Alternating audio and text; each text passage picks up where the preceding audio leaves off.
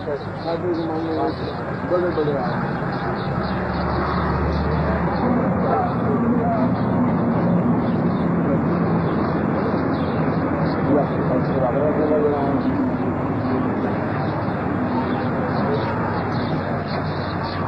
बहुत शंका रही थी थोड़ी लिखी